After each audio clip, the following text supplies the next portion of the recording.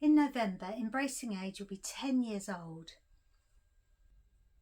Over the last 10 years, we've mobilised hundreds of volunteers to make a difference in the lives of care home residents.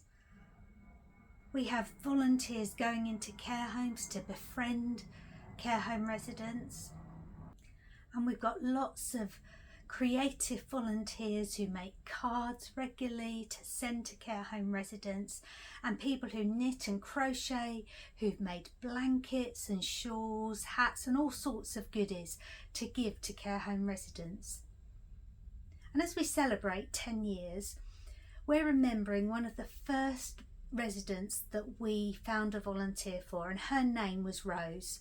So in our 10th year, we want to remember residents like Rose, and you'll see I'm wearing a crocheted rose here, and we would love to give all our supporters one of these crocheted roses, but we need your help. I've been looking at various patterns for crocheting a rose, and I've been experimenting, and I've come up with what I think is quite a lovely pattern. So come with me to my craft table and I will show you how to do it. So to start with, we're going to chain 36, and the links to doing this small flower and the large flower are in the description if you prefer just to follow a written pattern. That's one.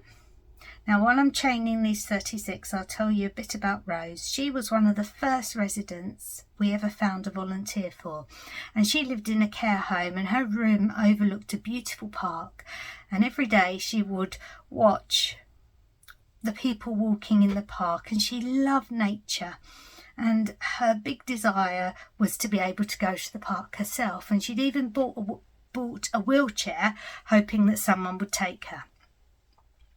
But sadly that hadn't happened. So we found a volunteer to visit Rose, and I was with them the first time they went out to the park. And it was such a joy to see the delight and wonder on her face at being close to nature again. Now obviously I've lost count while I've been telling you that story, so I'm going to stop the video and count up my stitches, and I'll get back to you when I've got 36. Okay, so we've got 36 stitches, and what we're going to do is do a double crochet in the 6th chain from the end. So we don't count the one that's already on the hook, so it's 1, 2, 3, 4, 5, 6. So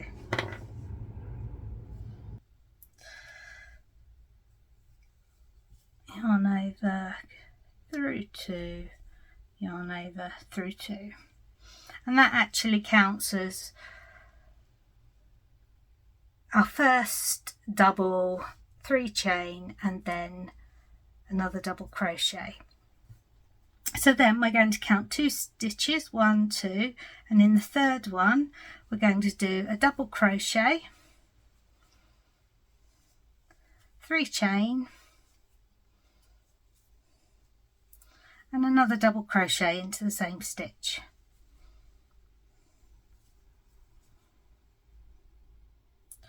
This is not the best yarn to work with this one because it splits so easily, but actually that won't notice too much. Again, we're going to count 2, 1, 2, and then in that third chain we're going to do a double crochet, 3 chain, and a double crochet back into the same stitch.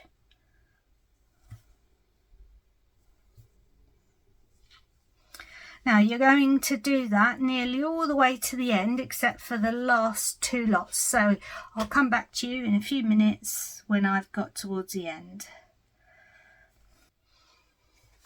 Okay, so you can see I'm just about to go into this stitch here, so I've got 2 more left to do. So for these last 2 we're going to do double crochet, but we're just going to do 2 chain rather than 3 because we're not going to have so many stitches going into these first 2. when we turn. So that's one, and then your last set is in that last stitch there.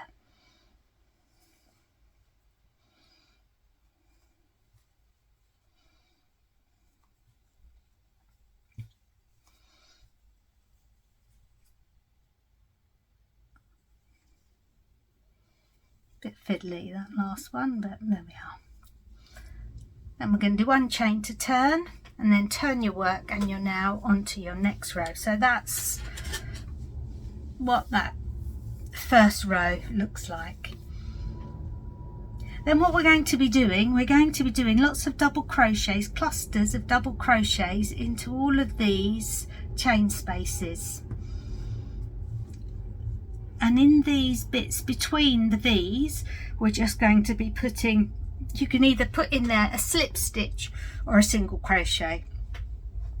I've put in the pattern a slip stitch, but to be honest, the slip stitch is a bit fiddly, so if you prefer, just do a single crochet. You can't really tell much difference. I've tried both. So off we go. So in this first one, we're going to put 5 double crochets. 1, 2, 3,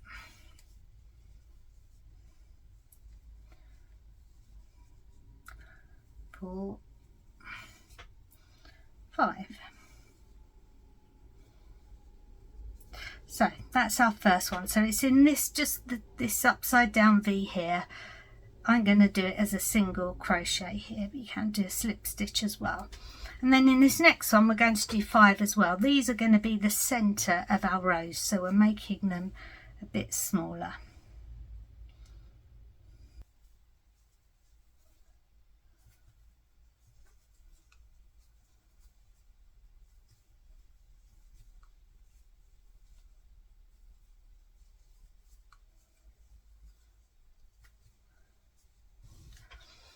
And here I'm going to do, just for the sake of the video, a slip stitch so you can see the difference. It really doesn't matter, you get a bit more of a emphasis on the petal with a slip stitch. And then in this next one we're going to do 6, and basically we're gradually increasing the size of these petals. So we're going to do 6 double crochet in this one.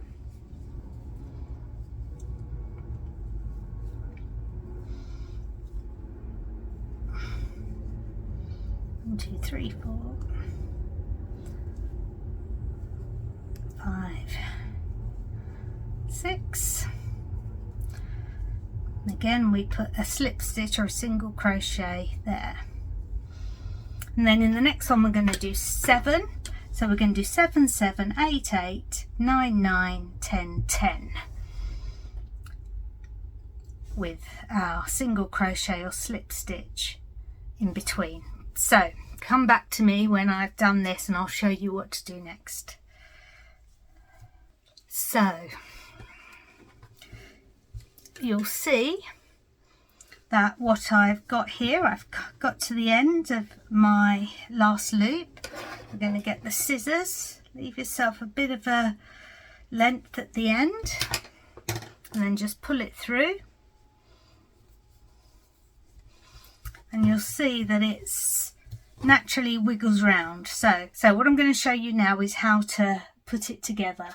So the final phase of putting it together, you'll need a needle like this with a big eye.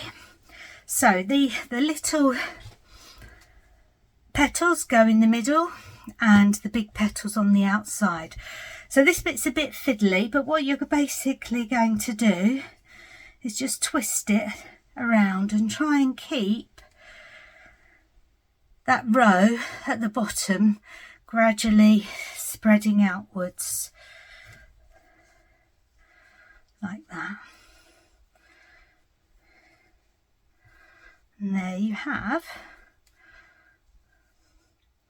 your petal, except sometimes if you're not careful that bit doesn't go through to the bottom. So let's do that again. There we are.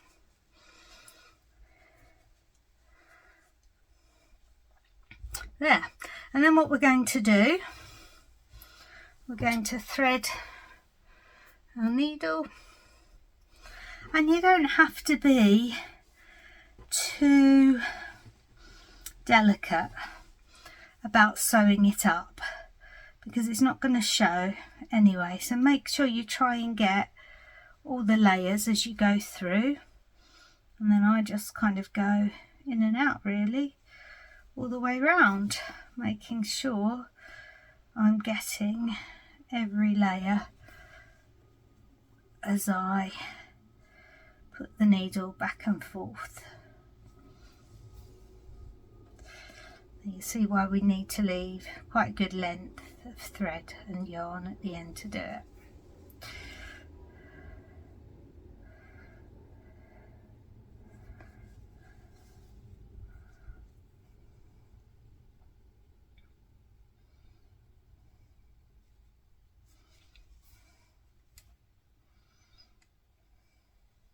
Now the best bit about this project is when you get back to the beginning, you don't need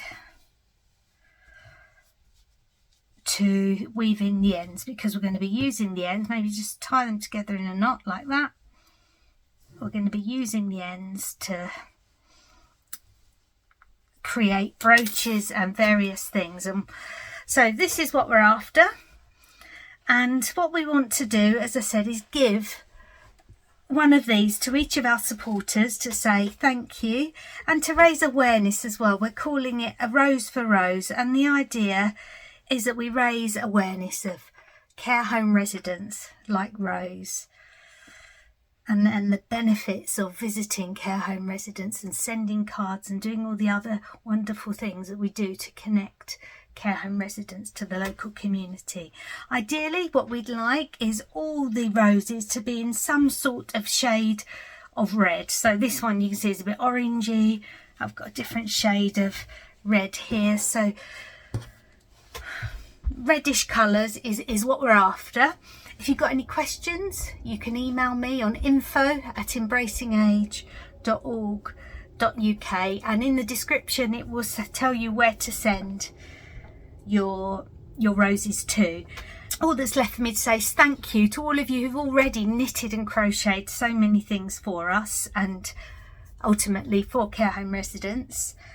The other thing I forgot to say is you want your yarn to be the equivalent of double knit. So these are all different yarns, but they're all basically double knit. Thank you.